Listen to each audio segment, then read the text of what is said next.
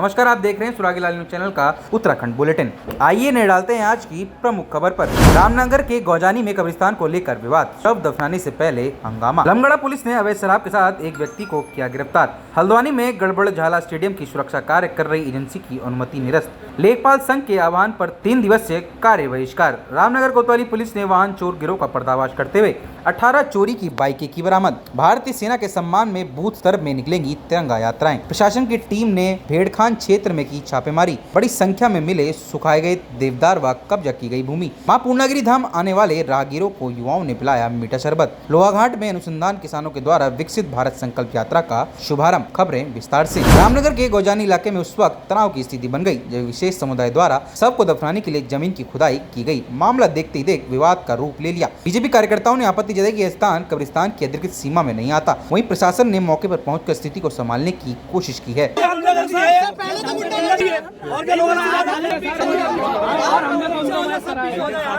गौजानी स्थानीय लोगों का फोन आया कि हमारे घर के बगल में जो है कब्र खोद रहे हैं, तो हम मौके पे पहुंचे तो देखा यहाँ पर कब्र खोद रहे, तो हमने उनको रोका। हमने उनको रोकने के बाद पहले, क्योंकि जिस घर में मौत हुई, तो हमने बड़ी शांतिपूर्वक निवेदन किया हाथ जोड़ के कि ऐसे मामलों में राजनीति नहीं होनी चाहिए। हमें पूरी सहानुभूति है इन व्यक्ति के साथ जिनका देहांत हुआ है। तो मैंने 10 मिनट इनसे अलग से उस परिवार से बात करी। उसके बाद मैं उनको जो है उधर जहाँ पर कब्रिस्तान वाला एरिया है, जो हमारे हिंदू लोगों ने इनको दिया था ताकि इनकी जो लोग देहांत होते हैं तो उनको यहाँ पर वो दफना सके, हमारे लोगों ने दिया।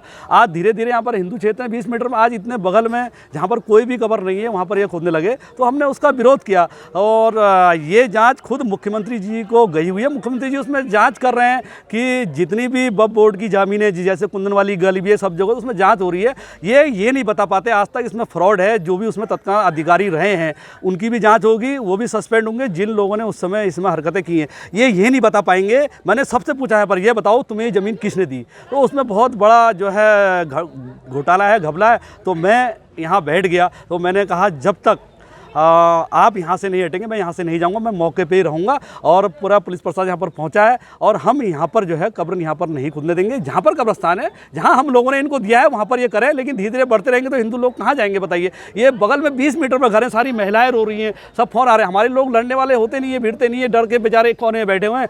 बीजेपी सरकार में कितनी बड़ी गुंडागर्दी बताओ, कितना मनोबल है, गाली गलौज बदतमीजी कर रहे हैं, उसके बाद भी हम सहन कर रहे हैं, शांतिपूर्वक हम बैठे रहे। हमने अपना विरोध किया है। हम यहाँ पर हमारा यही कहना है कि यहाँ पर कब्र जो है नहीं बनेगी, ये कब्रिस्तान नहीं है। जहाँ पर कब्रिस्तान का एरिया है उसका सीमांकन हो, और क्योंकि इसका सीमांकन नहीं है, सीमांकन होने के बाद ये अपना स्थान पे फिर उसको दफनाएं।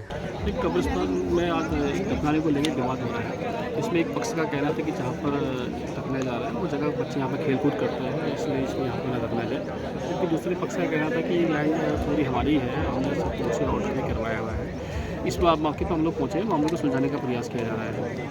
सर, लॉ एंड ऑर्डर की अगर स्थिति देखें, अभी स्थिति कंट्रोल में है। आज थाना अध्यक्ष लमगड़ा श्री राहुल राठी के नेतृत्व में पुलिस टीम द्वारा चेकिंग के दौरान जैती से ग्राम पिपली जाने वाले तिराहे के पास बने यात्री प्रतीक्षालय के पास अभियुक्त महेंद्र सिंह उम्र 35 वर्ष, पुत्र खड़क सिंह निवासी खड़ियानौला, पोस्ट रजियोड़ा, तहसील जैती, थाना लमगड़ा, जनपद अल्मोड़ा को 62 पाउच अंगूर मसालेदार अवैध देसी शराब के साथ गिरफ्तार कर थाना लमगड़ा में आबकारी अधिनियम के अंतर्गत अभियोग पंजीकृत किया गया है। हल्द्वानी में अंतर्राष्ट्रीय स्टेडियम के भूकटाव से बचने के लिए किए जा रहे सुरक्षात्मक कार्य में बड़ा गड़बड़झाला सामने आया है। प्रारंभिक जाँच जिलाधिकारी के सामने आने के बाद जिलाधिकारी ने कार्यदायी एजेंसी की अनुमति तत्काल प्रभाव से समाप्त कर दी। बताया जा रहा है कि करोड़ों का कार्य में हेराफेरी हुई है। अलाइनमेंट तो ऐसे ही होगा ना। और वन विभाग की जिम्मेदारी है कि जिस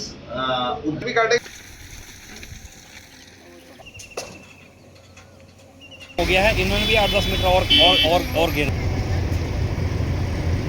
मतलब ऐसा ही बनेगा। के अनुरोध पे जिलाधिकारी महोदय, जो कि अध्यक्ष जिला आपदा प्रबंधन प्राधिकरण नैनीताल भी है, उनके द्वारा आपदा प्रबंधन अधिनियम के अंतर्गत सिंचाई विभाग को गौला नदी में जो स्टेडियम का सुरक्षा कार्य है उसके लिए अनुमति दी गई थी, जिसकी अनुमति के माध्यम से वहाँ से ग्रिट, रेता, बोल्डर एवं आपका बजरी वगैरह निकालने की अनुमति दी गई थी। उक्त अनुमति में यह प्रतिबंध था कि आप जो सामग्री निकालेंगे वो वन निगम के माध्यम से, वन निगम के पंजीकृत वाहनों के माध्यम से क्रय करके उपयोग में लाएंगे। उसी परमिशन में जिलाधिकारी महोदय द्वारा उप जिलाधिकारी हल्द्वानी, खनन विभाग, वन विभाग को पर्यवेक्षण करने के और अनुश्रवण करने के निर्देश भी दिए गए थे। प्राप्त निर्देशों के क्रम में 24 मई को इसमें संयुक्त रूप से निरीक्षण किया गया। निरीक्षण में ये पाया गया कि जो कार्यदेय संस्था का नामित कॉन्ट्रैक्टर है उसके द्वारा वहीं पे लोकली आपका सामग्री को एक्सकेवेशन करके उपयोग में लाया जा रहा है। उनके द्वारा वन निगम से किसी भी प्रकार से सामग्री क्रय नहीं की जा रही है। इसके अलावा उनके द्वारा वहाँ पे जो ग्रिड तैयार की जा रही है वो ट्रक आदि पे जालियाँ वगैरह छन्नियाँ वगैरह लगा के लोकली स्क्रीन किया जा रहा है। जिस प्रक्रिया को स्क्रीनिंग कहा जाता है लोकली स्क्रीन किया जा रहा है। उसी सामग्री को फिर निर्माण में उपयोग में लाया जा रहा है, जो कि जिलाधिकारी महोदय द्वारा निर्गत अनुमति की शर्तों का उल्लंघन था, प्रतिबंधों का उल्लंघन था, जिसके क्रम में संयुक्त निरीक्षण आख्या जिलाधिकारी महोदय को प्रेषित की गई है। जिलाधिकारी महोदय द्वारा उक्त अनुमति को तत्काल प्रभाव से निरस्त कर दिया गया है। इसके अलावा जो भी कार्य की गुणवत्ता है उसकी तकनीकी जांच और थर्ड पार्टी इंस्पेक्शन के लिए शासन में सचिव सिंचाई से पत्राचार भी किया जाता है। जसपुर में लेखपाल संघ के आह्वान पर 3 दिवसीय से कार्य बहिष्कार जारी है, जिसमें जसपुर तहसील प्रांगण में समस्त राजस्व उप निरीक्षक बैनर लगाकर कार्य बहिष्कार पर बैठे हैं। उन्होंने एसडीएम के माध्यम से आयुक्त एवं सचिव राजस्व परिषद उत्तराखंड देहरादून को एक ज्ञापन भी सौंपा है। उठा लेंगे मंका शर्मा जी ग्रुप में ऐड के आह्वान पर पूरे प्रदेश में हमारी 27 तारीख से 29 तारीख तक ये धरना चल रहा है, कार्य बहिष्कार पूर्ण रूप से। हमारी मांग है कि जो अंश निर्धारण में जो शासन द्वारा जो है समय सीमा निर्धारित की गई है कि वो समय सीमा जो है, क्योंकि एक अंश निर्धारण में जब वहाँ कोई 176 का बंटवारे का केस डालता है तो उसमें भी 4-5 वर्ष लग जाते हैं, जबकि उसमें खतौनी लाने की जिम्मेदारी पूर्ण काश्तकार की होती है अपने अभिलेख पुराने लाने के लिए। अब इसमें शासन ने एक गाइडलाइन जारी कर दी कि इसमें 2 महीने के अंदर आपको इस अंश निर्धारण का कार्य करना है, जबकि वो संभव ही नहीं है। जबकि इसको अगर मेहनत से किया जाए तो 5-6 वर्ष लगेंगे इसको करने में। और जबकि खतौनी ला के अगर किसान उपलब्ध कराता है, कुछ ऐसे खाते हैं बहुत जटिल खाते हैं जिसमें कि 20-20, 30-30 वर्ष पुरानी खतौनी आएंगी, तब जाकर उसका अंश स्पष्ट हो पाएगा। और हमारे पास कोई ऐसे संसाधन नहीं है जिससे कि हम इस कार्य को कर सकें। ये कोई भी सुविधा हमें उपलब्ध नहीं करा रही कि लैपटॉप वगैरह या प्रिंटर या कोई भी, या हमारे पास कोई टेक्निकल आदमी जो नहीं है। तो इसी चक्कर में हमारा प्रांतीय कार्य करने के आह्वान पर पूर्ण बहिष्कार चल रहा है 3 दिन का। आगे जो भी रणनीति होगी प्रांतीय कार्य करने के जो वो होंगे निर्देश में उसमें कार्य किया चाहे तो एक साथ होनी चाहिए, सब लोग एक साथ बैठना ही नहीं चाहते। पापा ट्राई दिस। लो सब पक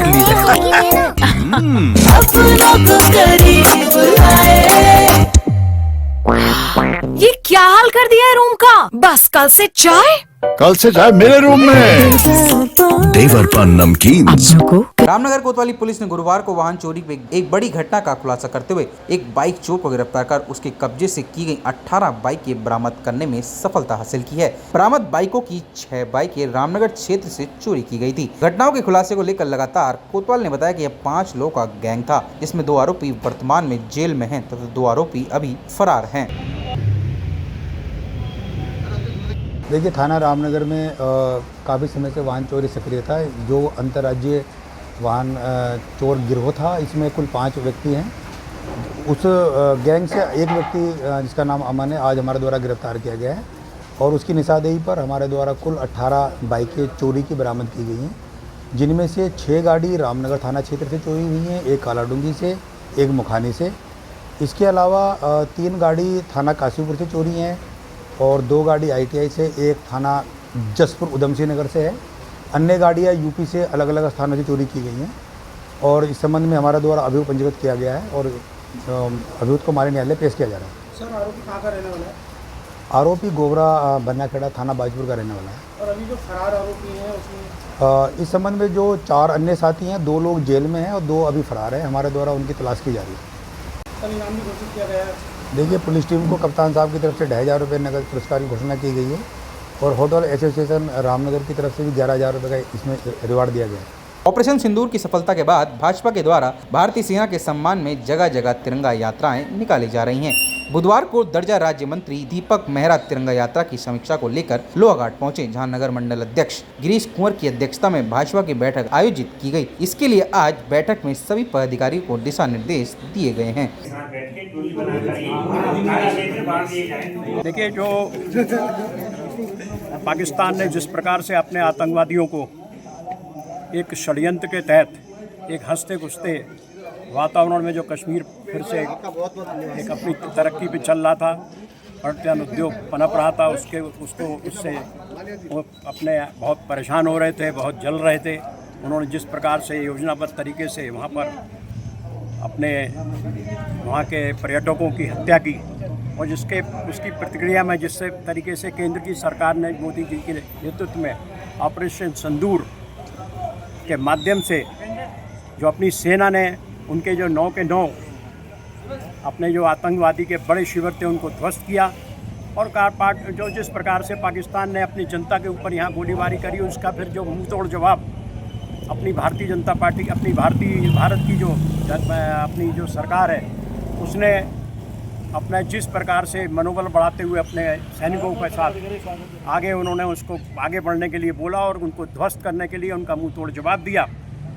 तो जो पराक्रम अपने जो अपने सैनिकों ने दिखाया तो उनका मनोबल बढ़ाने के लिए उनको सम्मानित करने के लिए पूरे देश में एक तिरंगा यात्रा के माध्यम से अपने जो सैनिक हैं उनका सम्मान बढ़ाते हुए अपने हर जगह कर रहे हैं और अपने उत्तराखंड में भी इस प्रकार के पूरी योजनाएं बन रही हैं और हर बूथ स्तर तक जाके इस तिरंगा यात्रा को हमने घर घर जाके ये संदेश देना है कि अपने किस प्रकार से अपने सैनिकों ने इस पराक्रम को अंजाम दिया और आने वाले समय में अपने देशभक्ति की भावना सब में जागी रहे, इस प्रकार के संदेश लेते हुए ये कार्यक्रम चल रहे हैं। और आज हम लोग बूथ स्तर पर किस प्रकार को इस कार्यक्रम को अंजाम देना है इसके लिए आज हम सब लोग यहाँ पर बैठे थे और इस कार्यक्रम को हम लोगों ने लोहाघाट पालिका अध्यक्ष गोविंद वर्मा के द्वारा लोहाघाट नगर के भेड़खान क्षेत्र में देवदार के पेड़ों को सुखाए व भूमि को कब्जा कर खरीदे मामले को प्रमुखता से उठाया गया। इसके बाद प्रशासन द्वारा मामले का निरीक्षण के दौरान टीम को बड़ी संख्या में देवदार के सुखाए गए और लोपिंग किए गए पेड़ मिले तथा बड़ी मात्रा में भूमि में अवैध कब्जा पाया गया।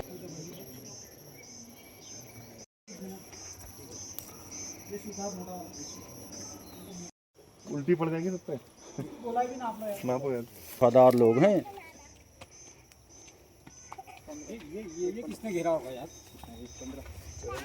खटीमा के बड़ी अंजनिया दुर्गा मंदिर पर युवाओं द्वारा राहगीरों को शुद्ध मीठा पानी पिलाने के लिए प्याऊ लगाया गया, जिससे मां पूर्णागिरी धाम को आने जाने वाले श्रद्धालुओं की प्यास बुझाने का कार्य किया गया। वहीं सेवादारों ने बताया कि गर्मी में राहगीरों को पानी पिलाने के लिए हम लोग हर संभव लगातार प्रयास करते रहेंगे। खूब धूप कड़ाके की धूप पड़ती है, कुछ लोग पूर्णागिरी के पैदल चलते हैं, कुछ लोग ट्राली से आते हैं, उनको प्यास बुझाने के लिए कार्यक्रम रखा जा रहा है। और मेरा तो ये कहना है कि आगे भी जो प्रोग्राम धूप वगैरह पड़े कुछ लोगों के लिए ज़्यादा से ज़्यादा लोग सहयोग करें और इसमें हम लोगों का यही रहेगा कि आगे भी प्रोग्राम करने का संकल्प रहेगा और कुछ लोग करें भी इसे। और मेरा तो यही कहना है कि हमेशा आगे बढ़े, लोगों को जागरूक करें, इसी बारे में करें और इसी के लिए मैं डॉक्टर और इसमें हमारे ग्राम प्रधान कौशल कुमार जो जी हैं उनका भी बहुत बड़ा सहयोग रहा है। मैं उनसे गुजारिश करूँगा कि आगे भी चल के लोगों का सहयोग करें। धन्यवाद। मैं डॉक्टर प्रमोद कुमार बरिंदर। चाहे तो एक साथ होनी चाहिए, सब लोग एक साथ बैठना ही नहीं चाहते। पापा ट्राई दिस। लो सब लपक ली